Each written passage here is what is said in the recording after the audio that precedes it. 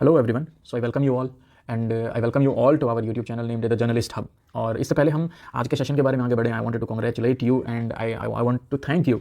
Actually जब मैंने इस चैनल को शुरू किया था, some of my friends said to me कि भाई है ना इन्फ्लुएंशियल टाइप सी वीडियोस बनाओ कि सब इसके ऊपर पेपर्स प्रमोशंस तब व्यूज़ आएंगे और तब स्टूडेंट्स आएंगे। और मैंने उस समय पे बोला था कि अगर मैं कुछ काम ढंग से करूँगा, अगर ये मैंने चैनल ओपन किया है इंडिपेंडेंस के लिए, तो I will give the quality content. Views आएंगे ठीक है, नहीं आएंगे कोई प्रॉब्लम वाली बात नहीं है, ठीक है। तो मेरे लिए मैं ये जान के सरप्राइज हुआ आफ्टर व्यूइंग द वीडियोज़, और ये 100 यहाँ पे इसी वजह से लिखा हुआ है कि आई थिंक मेरे 97 के अराउंड सब्सक्राइबर्स थे। एंड तब मैंने इसको फ्रेम किया और मैंने सोचा कि चलो अभी जब जैसे 100 होंगे I will do some community post. तो थोड़ा सा घर का काम आ गया, मैं गया after the half an hour 45 minutes के आसपास में गया, फिर मैं वापस आया, मैंने कहा चलो अभी पोस्ट करते हैं। एंड देन आई सी कि मेरे 150 के अराउंड सब्सक्राइबर्स थे, तो फिर मुझे लगा कि यार अब यहाँ पे 100 डालना इरेलेवेंट सा लगेगा। सो और फिर मतलब बहुत तेज़ी से सब्सक्राइबर्स काउंट बढ़ रहे हैं। सो भाई जो लोग सब्सक्राइब कर रहे हैं सभी भाई और बहन, then I am very thankful to all of you. और देखो ये सब्सक्राइबर काउंट है ना, मतलब एक थोड़ा सा मोटिवेशन प्रोवाइड करते हैं, राइट। और दूसरा जिन्होंने नहीं किया है उनके लिए भी कोई प्रॉब्लम वाली बात नहीं है, ठीक है। आप लाइफ में सक्सेसफुल रहो, ये हमारी कामना है, ठीक है। आप यार जॉब लगो, आप जॉब के लिए आए हो, आप जॉब लगो और फिर उसके बाद आगे बढ़ो, यही लाइफ में कामना है। सब्सक्राइब चाहे एक भी चैनल ना किया हो या 2 करोड़ कर लिया, कोई फर्क नहीं पड़ता, ठीक है। तो चलो आज के इस टॉपिक के अंदर हम वापस से लौटते हैं। एक्चुअली मैं ये टॉपिक एक दिन पहले बनाने वाला था, पर मतलब थोड़ा सा काम था, इस वजह से थोड़ा डिले हो गया। So I am big so sorry for that. And YouTube के ऊपर ना इतनी मिसगाइडेड इररिलेवेंट बकवास वीडियोस पड़ी हुई हैं, और उससे भी ज़्यादा मैं कहूँगा जितनी वीडियोस हैं ना, अगर आप बोलोगे कि आज संडे है तो इसके सपोर्ट के अंदर भी लोग हो जाएंगे, और ना भी ना वाले बोलेंगे कि भाई अगर तुम्हें नहीं मानना तो मत मानो, हम तो बोलेंगे संडे है, बोलो क्या करोगे, ठीक है। तो हर तरह के हमें कैंडिडेट मिल जाएंगे। So I see a lot of candidates like them also. तो चलो वापस बैक टू द पॉइंट। हम आज किसके बारे में बात करेंगे, क्या पेपर लीक हुआ है, विद प्रूफ के साथ मैं बात करने वाला हूँ, कोई भी बिना प्रूफ के बात नहीं होगी। You know my style, right. उसके बाद डिस्क्रिप्टिव ऑनलाइन होगा या ऑफलाइन होगा, इसको हम डिस्कस करेंगे। वर्ड लिमिट्स क्या दी जाएगी, job selection versus YouTube winner, इसको देखेंगे। अप्रोच टू फेस टू, इसको देखेंगे। Video want be a long video, but definitely it would be a video full of surprises, full original content, और मतलब आपको प्रूफ मिलेगा हर चीज़ का। ऐसे मतलब हवा में बात मैं नहीं करूँगा कि मुझे ऐसा लगता है, अंदर से फीलिंग आ रही है, नहीं, I will give you the proof, right. तो चलो बिना देरी के शुरुआत करते हैं। पेपर लीक, यस या नो। पेपर लीक के अंदर क्या बोलते हैं, यस या नो, पेपर लीक हुआ डेफिनेटली, ठीक है। बट मैं सेडिशन और ना ही डिफेमेशन के चार्जेस अपने ऊपर करवाने वाला हूँ, ठीक है, बाय द CSIR और the government of India. So I would say अगर CSIR कहती है नहीं तो मैं भी कहता हूँ नहीं, ठीक है। फिर आप कहेंगे कि सर ऐसे तो आपके एथिक्स और स्टैंडर्ड्स का क्या फ़ायदा, आज आपने इंडिपेंडेंस के लिए बोला था। देखो मैं इसका आपको प्रूफ दूंगा, ठीक है, right. Don't worry about this, please don't jump on the conclusion too quickly. मैंने इसका नुकसान देखा है अपनी लाइफ के अंदर, ठीक है, ठीक। पर कोई भी ऑर्गेनाइजेशन या CSIR इस चीज़ को एक्सेप्ट नहीं करेगी कि उसका पेपर लीक हुआ है। क्यों? अगर पेपर लीक हुआ है तो क्रेडिबिलिटी के ऊपर बात आती है इंस्टीट्यूशन की, कि आपके पास इतने बड़े ऑफिसर्स हैं ABCD, और दुनिया भर के आपके पास जो है ना डेपुटेशन के ऊपर ऑफिसर्स आते हैं, आपके पास गवर्नमेंट ऑफ इंडिया का पूरा सपोर्ट है, स्टिल अगर आपके पास से पेपर लीक हो रहा है तो it's means you are a waste institution. तो वो अपनी क्रेडिबिलिटी के ऊपर आंच नहीं आने देते। दूसरा, एडमिनिस्ट्रेटिव और मैनेजमेंट एक्सपेंस, उन्होंने ये पेपर कंडक्ट करवाने के लिए, फेज 1 का पेपर कंडक्ट करवाने के लिए करोड़ों रुपए खर्च किए होंगे। उनको ऐसा लगता है बार बार पेपर कंडक्ट करवाएंगे तो बार बार बहुत सारा पैसा जो है ना वेस्ट होगा, बट पैसा डज नॉट हैव दी, क्या बोलते हैं उसको, वर्क नहीं है उसकी कैंडिडेट्स के सामने पैसे किया। 4 बार भी हो तो भी कोई दिक्कत वाली बात नहीं, पर फेयर होना चाहिए, ठीक। अच्छा, अब इस चीज़ को लेके अगर आप लोग ऑब्जेक्ट करोगे तो आपको ऑब्जेक्शन कैसे जाना पड़ेगा। अगर आप प्रोटेस्ट करोगे, मीडिया वाले आएंगे, then you have to submit the proof.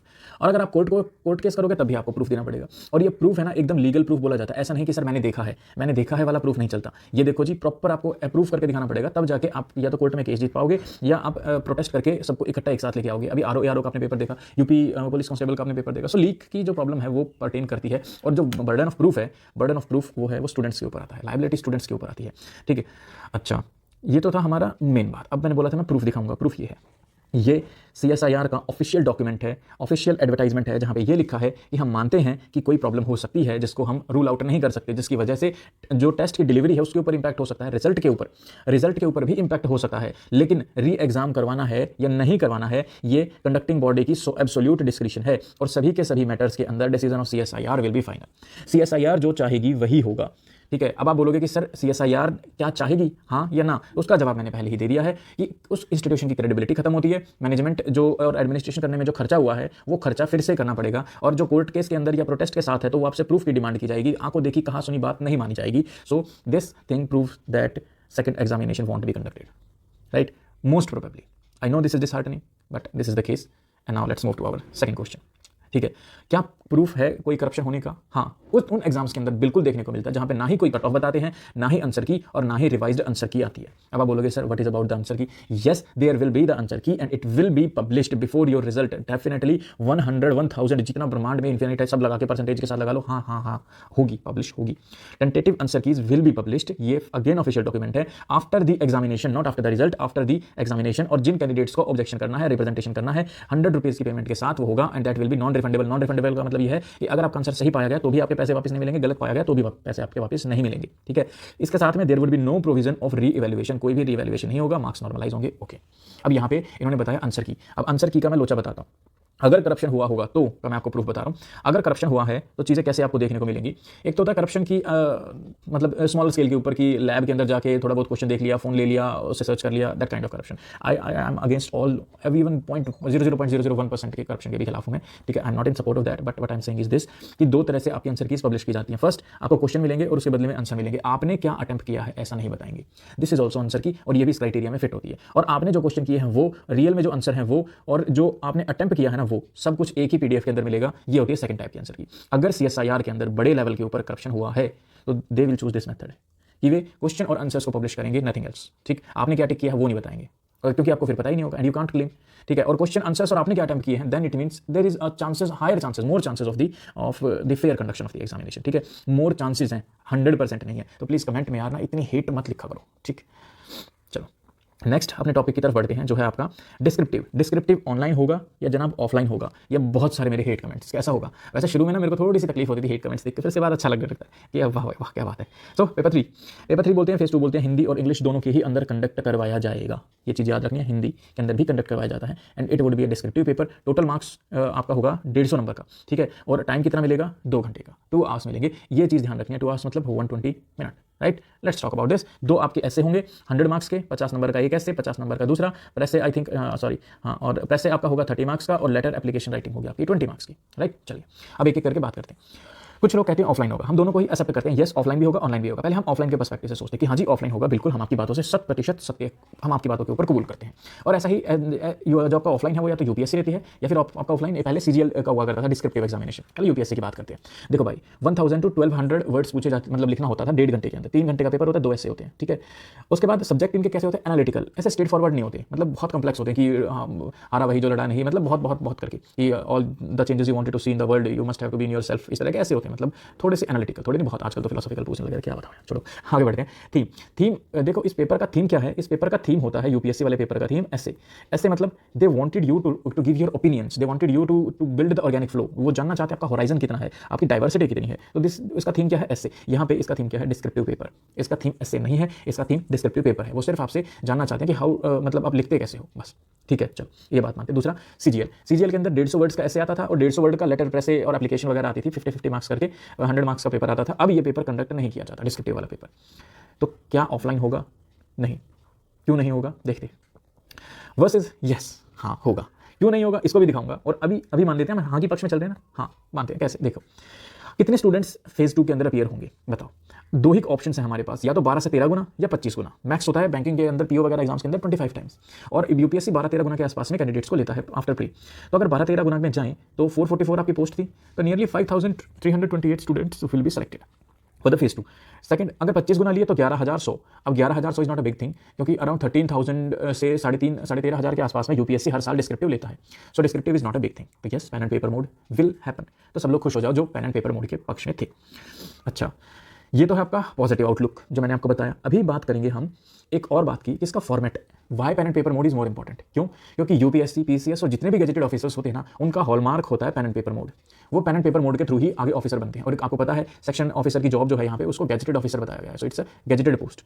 Versus अब बहुत सारे लोग कैंडिडेट गालियां देंगे कि भाई एपीएफसी का भी तो ऐसे होता है, सिंगल ऑप्शन बेस के ऊपर, और पेन एंड पेपर मोड के अंदर कोई डिस्क्रिप्टिव नहीं होता। इसी तरह असिस्टेंट लेबर कमिश्नर का होता है, they are also the gazetted job, 5400 की ग्रेड पे है। How you can say so and something. Please don't go in such depth, उसको छोड़ो, वापस आते हैं। हम मानते हैं आप क्या चाहते हो, क्रिटिसिज्म की एनालिसिस की तरफ वापस आते हैं कि हाँ ये पेन एंड पेपर मोड के अंदर होगा। आपको एकदम क्लियर समझ आ जाएगा, बस बने रहो मेरे साथ, बीच में छोड़ के मत भागो, आगे इसके मत करो वरना गालियां दोगे, मेरे को पता है, ठीक है। अभी ऑनलाइन मोड की तरफ शिफ्ट करते हैं। ऑनलाइन मोड जैसे आरबीआई की मैनेजर, बहुत ही हैंडसम, बहुत powerful post, NABARD grade a manager, बहुत बढ़िया पोस्ट है ये, जन्नत पोस्ट है। यहाँ पे क्या होता है, यहाँ पे ऑनलाइन मोड के अंदर डिस्क्रिप्टिव पेपर कंडक्ट करवाया जाता है। तो जो लोग ऐसा बोलते हैं sir descriptive can't be happen in the online mode, उनके लिए आरबीआई जवाब देता है सामने से, बोलता है descriptive paper will be in the online mode. और आरबीआई को के अंदर तो इकोनॉमिक्स बहुत अच्छी आनी चाहिए। सो इकोनॉमिक्स के क्वेश्चंस को, इकोनॉमिक्स के से रिलेटेड एसेज को you have to write that in the descriptive mode, right. तो डिस्क्रिप्टिव होता है ऑनलाइन मोड के अंदर, ये मैं बता रहा हूँ। आगे चलते हैं।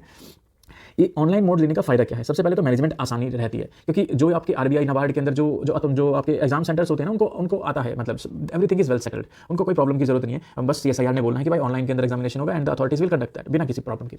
साथ में फॉर्मेट मैच करता है, फॉर्मेट मैच करता है ऑनलाइन का और सीएसआईआर के द्वारा दिया हुआ डिस्क्रिप्शन का। अब लोग बोलेंगे सर हाउ, बताओ। मैं बताता हूँ। एनालिटिकल क्वेश्चन पूछा जाएगा या स्ट्रेट फॉरवर्ड, मुझे नहीं पता यूट्यूबर्स के अंदर कहाँ से दिमाग आता है, वो यूपीएससी के एनालिटिकल क्वेश्चंस को सीएसआईआर के अंदर लेके आगे डूब मरने वाली बात है। क्यों, मैं बताता हूँ। एनालिटिकल वर्सेस स्ट्रेट फॉरवर्ड, मैं गारंटी से बोलता हूँ स्ट्रेट फॉरवर्ड। क्यों? देखो, आप लोग यूपीएससी को फेवरेट समझते हो ना, लेट्स टेक। इन्होंने क्या बोला है आपके सीएसआईआर ने कि 150 मार्क्स का आएगा 120 मिनट के अंदर, राइट। 2 आवर्स का है, 150 मार्क्स का। सिंपल मैथमेटिक्स लगाते हैं, इसके हिसाब से 5 मार्क्स 4 मिनट, राइट। अगर 3 से डिवाइड करेंगे तो 3 5 15 एंड 3 4 12, तो 5 मार्क्स 4 मिनट के अंदर आपको गेन करने हैं, ये डिस्ट्रीब्यूशन है। और 100 मार्क्स का अगर आपका ऐसे है तो कम से कम आपको कितने मिनट में लिखना पड़ेगा? 80 मिनट में, राइट। ये आपके मार्क्स का डिस्ट्रीब्यूशन है विद टाइम। अब चलो आगे बढ़ते हैं। 80 मिनट के अंदर आपको 100 मार्क्स का ऐसे कितने हैं जनाब? आपके दो आपके ऐसे हैं, तो एक ऐसे 40 मिनट, दूसरा ऐसे 40 मिनट। बहुत बढ़िया। अभी यूपीएससी को देखते हैं। यूपीएससी क्या देता है? 1.5 आवर के अंदर 1000 वर्ड मिनिमम, करेक्ट है। 1.5 मतलब 90 मिनट के अंदर 1000 वर्ड। अगर 90 मिनट का हाफ करेंगे तो क्या आएगा? 45 मिनट, और 1000 का हाफ करेंगे तो 500 वर्ड। 45 मिनट में 500 वर्ड्स आपको लिखने हैं एज पर यूपीएससी। और यहाँ पे आपको कितना टाइम मिला है सर? 40 मिनट। 500 वर्ड लिखने हैं आपको यूपीएससी में डिस्क्रिप्टिव, जहाँ पे pen and paper based examination होता है, राइट। और यहाँ पे कितना है? 40 मिनट। तो मतलब 5000 से कम ही आएंगे। अब 5000 से दो ही आपके पास ऑप्शंस आते हैं कमाने का, 250 या 300, सॉरी 350, 250 और 350। 250 होता है ऑनलाइन मोड के अंदर, जो आपको पता चलेगा कि आरबीआई नाबार्ड के अंदर 250 वर्ड्स के अंदर ऐसे मांगते हैं, ठीक है। अभी रिसेंटली 350 के आसपास भी खेला था इन्होंने नाबार्ड के एग्जामिनेशन में। तो 350 वर्ड्स के अंदर कब होता है? जब ऑफलाइन में पेन एंड पेपर मोड पे लिया जाता है। पेन एंड पेपर मोड, ये दो ही आपके पास ऑप्शंस हैं 500 से नीचे आने के बाद, ठीक है भाई। 500 तो यूपीएससी में है ना, और बाकी अगर आप 40 मिनट्स के अंदर जा रहे हो तो और ज़्यादा कमाना पड़ेगा। उससे नीचे कम में सिर्फ दो ही फॉर्मेट अवेलेबल हैं, एक 250 का, एक 350 का। बस 250 का ऑनलाइन मोड है और 350 का ऑफलाइन मोड में होता है। लेकिन क्या 350 वर्ड के अंदर आप एनालिसिस कर पाओगे? नहीं, 350 वर्ड के अंदर आप एनालिसिस नहीं कर पाओगे। क्यों? क्योंकि यूपीएससी के अंदर 250 वर्ड का तो 15 मार्क का क्वेश्चन होता है जनाब, ठीक है। 15 मार्क का क्वेश्चन होता है जिसको 11 मिनट में कंप्लीट किया जाता है। तो 250 वर्ड में तो सर क्वेश्चन आंसर्स लिखे जाते हैं, 350 में थोड़ी सी एनालिसिस कर पाओगे, नॉट इन फुल डेप्थ। तो एनालिटिकल क्वेश्चंस नहीं देखने को मिलेंगे, you will get the straight forward questions. अगर आपको स्ट्रेट फॉरवर्ड क्वेश्चंस मिलेंगे, इसका मतलब आपको एनालिसिस की जरूरत नहीं है। और अगर आप स्ट्रेट फॉरवर्ड की तरफ जाओगे तो स्ट्रेट फॉरवर्ड ऑप्शन किसके साथ मैच होता है सर? आरबीआई, नाबार्ड और बैंकिंग एग्जामिनेशंस के साथ, right. So this is my argument. दूसरा, ऑनलाइन एग्जाम में चेकिंग आसान रहती है, पहले सॉफ्टवेयर चेक करता है, सबसे पहले बड़ी बड़ी गलतियां निकाल देगा। उसके अलावा एडमिनिस्ट्रेटिव वर्क, जैसे कि आपका सीएसआईआर है, अगर आप यूपीएससी के अंदर जाएंगे, फाइनल सेलेक्ट होगे, तो आपको पेन एंड पेपर बहुत ज़्यादा उठाना पड़ेगा, पिक करना पड़ेगा। So that's why they are being more focused, और यू कैन से वो अभी भी ऑनलाइन मोड की तरफ नहीं जा रहे। कोई रिकमेंडेशन दे लो, यूपीएससी नहीं जाएगी। लेकिन आपका जो सीएसआईआर है, it is much oriented towards the computer, ठीक है, वो डिजिटल ओरिएंटेड है। सो आफ्टर सेलेक्शन के बाद जो वर्क है वो भी आपका कंप्यूटर बेस्ड ज़्यादा रहने वाला है। दिस मीन्स कि वो ऐसा चाहते होंगे, क्योंकि आरबीआई और नाबार्ड के अंदर भी आपका कंप्यूटर बेस्ड चीज़ें ज़्यादा होती हैं, काम ज़्यादा करना होता है। इस वजह से ये डिस्क्रिप्टिव को पेन एंड पेपर की बजाय ये डिस्क्रिप्टिव को आपके कंप्यूटर बेस्ड एग्जामिनेशन के ऊपर लेती है। सो दैट्स व्हाई आपका वर्क प्रोफाइल है वो भी कंप्यूटर ओरिएंटेड है। That means there is the very high chances कि पेपर ऑनलाइन मोड के अंदर होगा, राइट। आई थिंक आपको ये बात समझ में आ जानी चाहिए, ठीक। चलो, लेकिन सबसे ज़्यादा आसानी किस में होती है, ऑनलाइन में कि ऑफलाइन में? मैं कहता हूँ ऑफलाइन में। मैंने दोनों ही पेपर दिए हैं, क्वालिफाई किए हैं, तो मैं ये बताऊंगा ऑफलाइन मोड के अंदर सबसे ज़्यादा शांति रहती है, ठीक है। एक तो आप अपनी स्पीड को एडजस्ट कर सकते हो, स्पेलिंग का कोई झंझट नहीं होता, ठीक है। आपको मान लो कैमोफ्लाज की स्पेलिंग नहीं आती तो आप लिखो कैमोफ्लाज, ठीक है, बस ये सामने वाला समझ जाएगा, ठीक है, हल्का फुल्का। तो आप अगर आप है ना स्पीड पेपर जैसे टाइम खत्म होता है, आपके पास टाइम कम बचा हुआ, तो you can increase your speed. और वो मतलब ऐसे होती है कि एकदम एक्सपोनेंशियली इंक्रीज आप कर सकते हो, भागते भागते भी कुछ ना कुछ लिख के जा सकते हो। सो एडजस्टेबल स्पीड होती है, साइलेंट एनवायरमेंट मिलता है, ठीक है, कोई मतलब टक टक टक टक की आवाज़ आपको सुनाई नहीं देती। इसके अलावा आप चीज़ों को अंडरलाइन कर सकते हो, ऐसे बोल्ड बना के हाईलाइट कर सकते हो, अंडरलाइन कर सकते हो। आपका जो रिप्रेजेंटेशन है वो अच्छा देखने में आता है, फर्स्ट। सेकंड, प्रॉब्लम कहाँ पे आती है ऑनलाइन में? अगर आपकी हैंडराइटिंग बुरी है और पढ़ने लायक नहीं है तो। लेकिन वर्सेस चेकर, हमने यही चीज़ देखा था कि अगर हम एग्जामिनर को देखें, चेकर को देखें, तो ऑफलाइन मोड के अंदर वो जो है ना एग्जामिनर आता है जो एनालिटिकल मोड को ज़्यादा प्रीफर करते हैं। ऑफलाइन में स्ट्रेट फॉरवर्ड को ज़्यादा प्रीफर नहीं किया जाता, ऐसे मोड को, ठीक है। क्वेश्चन आंसर के लिए तो मतलब चल भी जाता है, लेकिन आपका क्या लिखा हुआ है सीएसआईआर के अंदर ऐसे। तो यहाँ पे और ये प्रूफ है, सेकंड प्रूफ है कि भाई आपका जो है ना स्ट्रेट फॉरवर्ड थीम आई है, straight forward theme is coinciding with your, और यू कैन से कॉन्करेंट है वो आपके ऑनलाइन मोड के साथ। ऑनलाइन मोड के अंदर क्या प्रॉब्लम आती है? कीबोर्ड की बहुत गंदी आवाज़ आती है, टाइपिंग स्पीड बहुत वेरी करती है कीबोर्ड के अंदर। तो मैं आपको बताता हूँ, कई बार तो कीबोर्ड ऐसा होता है स्टक होकर बैठ जाता है, मतलब बहुत हार्ड कीज होती है प्रेस करने के अंदर, और उनकी बहुत सारी आवाज़ होती है जब सब लोग टाइप करते हैं, शुरू करते हैं। साथ में जिसकी टाइपिंग स्पीड होती है उसको डेफिनेटली एक एज होता है, जिसकी टाइपिंग स्पीड नहीं होती वो और बुरे हाल के अंदर जाता है। कई बार बैक स्पेस, जैसे नाबार्ड वगैरह है, आरबीआई, उनके अंदर बैक स्पेस करने में बहुत झंझट आता है। तो बैक स्पेस के लिए कौन सा सॉफ्टवेयर यूज़ किया है वो प्रॉब्लम है। फिर सॉफ्टवेयर के अंदर कई बार ऐसा आता है कि स्क्रॉल इजीली नहीं होता है, ऐसे आपको टक टक टक कई बार वो एरो कीज़ को दबा के तब ऊपर जाना पड़ेगा। सो बहुत सारी प्रॉब्लम्स आती हैं ऑनलाइन मोड के अंदर। और साथ में ग्रामेटिकल क्वेश्चन तो हद से ज़्यादा लिखना होता है। जैसे अगर आप नॉर्मली अगर कोई चीज़ लिखोगे तो मैंने लिखा पेन एंड पेपर मोड, ठीक है, पेन एंड पेपर मोड दिखने में सही लग रहा है, लेकिन जब आप वहाँ पे लिखोगे तो पेन एंड पेपर मोड, ठीक है, तो आपको ये बड़ा अल्फाबेट, छोटा अल्फाबेट, ठीक है, ये सारी चीज़ देखनी पड़ेंगे। अंडरलाइन भी नहीं कर पाओगे, बहुत प्रॉब्लम आती है। लेकिन अथॉरिटीज़ को कोई लेना देना नहीं है स्टूडेंट से, ठीक है, उनके लिए student are the unemployed people, ठीक है, they don't respect them, they want कि उनको ज़्यादा आसानी किस में होती है, उनको ज़्यादा आसानी होती है ऑनलाइन मोड के अंदर। अब मेरे सजेशंस क्या हैं? मेरे सजेशंस जनाब ये हैं कि टाइपिंग शुरू कर दो, ठीक है, नोट्स बनाना शुरू कर दो, थीम वाइज नोट्स बनाना शुरू कर दो, क्योंकि स्ट्रेट फॉरवर्ड क्वेश्चन आने हैं, थीम बेस्ड क्वेश्चन आने हैं सीधा, तो अपने नोट्स बनाना शुरू कर दो अभी से, ठीक है, और उनके ऊपर कम से कम 250 वर्ड का मटेरियल रखो, 4-5 एक थीम के ऊपर 4-5 ऐसे लिखो, ढूंढ के 250 वर्ड के, बस उन्हीं को रटो, आगे बढ़ो। वर्सेस यूट्यूब विनर मतलब अभी कई लोग ये बोलेंगे कि सर आप टाइपिंग स्पीड के ऊपर बोल रहे हो, लेकिन पेपर अगर ऑफलाइन हो गया तो जनाब, अगर ऑफलाइन हो गया तो क्या लगता है ऑनलाइन वाले ऑफलाइन नहीं लिख पाएंगे?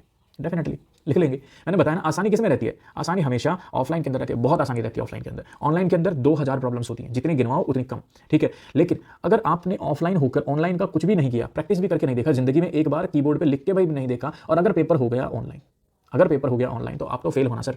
यू हैव द वर्ल्ड की सबसे best knowledge, but despite that you will fail that examination. लेकिन अगर आप ऑनलाइन मोड में आपने थोड़ी बहुत प्रैक्टिस की, और ऑफलाइन भी आपने प्रैक्टिस की, मैं कहता हूँ साइमल्टेनियस प्रैक्टिस करो, और ऑफलाइन भी अगर आपने की, तो you will have a very high chances to qualify. अब मैं रीजन बताता हूँ क्यों। वाई साइमल्टेनियस प्रैक्टिस में बोलोगे सर एक बार उसकी भाई कंटेंट तो सेम ही लिखोगे ना, या कंटेंट के अंदर कुछ 30 मार्क बना के कुछ और लिखा होगे, content would be the same. So that's means अपने कंटेंट को रखो, उसको ऑफलाइन भी प्रैक्टिस करो, उसको ऑनलाइन भी प्रैक्टिस करो, if you want to get the job. देखो एग्जाम अनप्रेडिक्टेबल होते हैं, हम डिसाइड नहीं कर पाते हैं कि हमारा सिलेक्शन होगा या नहीं होगा। कई लोग कई बार मेरे जैसे of course definitely cut off को बहुत कम मार्जिन से मिस करते हैं, ठीक है। I have missed the cut off from the 0.75, ठीक, in your RBI and NABARD examination, छोड़ो दुख जले दुखे के ऊपर वापस नहीं, तो I have miss the cut off from such, मतलब उसके साथ बहुत दुख होता है। सिमिलर एग्जाम्स भी होते हैं, जैसे आपके यूपीएससी के भाई ठीक है, still I am more focused, but चलो अपने बाहर से निकलता हूँ। आपको ये बता रहा था मैं कि यूपीएससी है, ठीक है, जो लोग यूपीएससी वाले हैं वो अपने यूपीएससी वाले एग्जाम के मोड में रहें, जैसे कि अभी आगे यूपीपीसीएस आने वाला है, ठीक है, उसके ऊपर फोकस रहो, और यूपीएससी तो फिर आने वाला है मई के अंदर, तो उसके ऊपर O-level फोकस रहो। लेकिन जो दूसरे लोग हैं वो CSIR के ऊपर ना चलना है please. Now don't waste your time on CSIR। Why? क्योंकि अब RBI आने वाला है, नाबार्ड आने वाला है, IFSC आने वाला है, और अगर कोई IFSC मतलब international financial service centre authority, ठीक है, इसका भी ग्रेड का एग्जामिनेशन होता है, नाबार्ड में भी, ठीक है, तो PO। अब मैं आपको ये बता रहा हूँ कि CSIR के अंदर टाइम वेस्ट नहीं करना। CSIR के किस चीज़ में टाइम वेस्ट नहीं करना कि ये आप बार बार जाकर वीडियोज़ देख रहे हो कि भाई क्या कट ऑफ रहेगी क्या नहीं रहेगी। आप सीधा अपनी प्रैक्टिस शुरू करो अगले 15-20 दिन के अंदर डिस्क्रिप्टिव की, ठीक है, डिस्क्रिप्टिव की प्रैक्टिस करो, क्योंकि अभी टाइम है थोड़ा सा यूपीएससी के लिए, ठीक है। लेकिन अगर किसी को यूपीपीसीएस पे शिफ्ट करना, they can shift at there is no problem in that, अगर किसी की टाइपिंग स्पीड ठीक ठाक है तो। लेकिन अगले 15-20 दिन डिस्क्रिप्टिव की प्रैक्टिस करो। ये इस डिस्क्रिप्टिव की प्रैक्टिस से आपकी जो है ना, अगर आप यूपीएससी वाले हो तो आपको यहाँ हेल्प देगा, यही डिस्क्रिप्शन, क्योंकि आपने नोट्स प्रिपेयर किया हुआ थीम वाइज, यूटिलाइज होगा, करेक्ट होगा जी। अब फिर अगर आप RBI वर्सेस नाबार्ड और IFSC या बैंक PO में जा रहे हो, तभी ये डिस्क्रिप्टिव आपको हेल्प करेगा। ये एरा ऑफ कंपटीशन है, you have to be ahead. अगर आप सोचोगे कि पहले मैं फेज 2 में सेलेक्ट हो जाऊँ और फिर मैं शुरू करूँगा, दिस इज अ वेस्ट। ये मैं भुगत भोगी हूँ इस चीज़ का, आपके सामने बैठा हुआ हूँ, ठीक है। नाबार्ड के अंदर एग्जाम मतलब मेन से पहले एक 15 दिन या 11 दिन पहले प्रीलिम्स का रिजल्ट आता है, and I found myself stunned, right. So ये प्रॉब्लम होती है। तो ये डिस्क्रिप्टिव ये जो एरा है, ये कंपटीशन का है। कैपेबिलिटी यहाँ पे बहुत मायने रखती है। अगर कोई कैंडिडेट, आजकल ना ऐसे होता है, अगर कोई कैंडिडेट की वर्थ है 100 की, तो वो रियल में जाके अपनी जॉब लेता है 70 to 60, 70, 80 की रेंज वाली। क्यों? कंपटीशन ही इतना ज़्यादा है भाई। 120 जिसकी प्रिपरेशन है वो जाके उस जॉब को ले पाता है। तो अगर आप इस कट ऑफ को मिस कर रहे हो, प्रीलिम्स की कट ऑफ को मिस कर रहे हो, मेरी तरह ऐसे कि ऐसा किसी के साथ ना हो, लेकिन अगर आप कट ऑफ मिस कर रहे हो तो आपका ये डिस्क्रिप्टिव आपको यहाँ पे इन एग्जाम्स में एज देगा, you will get the job, ठीक है। लेकिन अगर आप ऐसा नहीं करोगे तो आप you won't get the job, और आपका ये जो टाइम है वो एक्सटेंड होता जाएगा और ज़्यादा एक्सटेंड होता जाएगा। So now this is completely on you, how you want to take yourself, right. And last के अंदर again I am being very thankful, वरना सेशन ज़्यादा बड़ा हो जाएगा। I am being very thankful to all of my subscribers और those who wanted to. Actually मैं एक चीज़ सोच रहा था, हमारा एक टेलीग्राम ग्रुप भी है, टेलीग्राम ग्रुप के अंदर आई वुड गिव यू क्या बोलते हैं उसको, डिस्क्रिप्शन दे दूंगा, उसका लिंक प्रोवाइड कर दूंगा, और you can join that. And I thought कि मैं कोई थोड़ा जो है ना एक सेशन कंडक्ट करूँगा टेलीग्राम के ऊपर, ठीक है। I will conduct a session जिसके अंदर आप अपनी लाइव क्वेरीज पूछ सकते हैं, and I will try to solve that, right. So till that पढ़ते रहिए, खुश रहिए, एंड आई होप कि मैंने आपके सारे डाउट्स को सॉल्व किया है। And criticiser solving always welcome,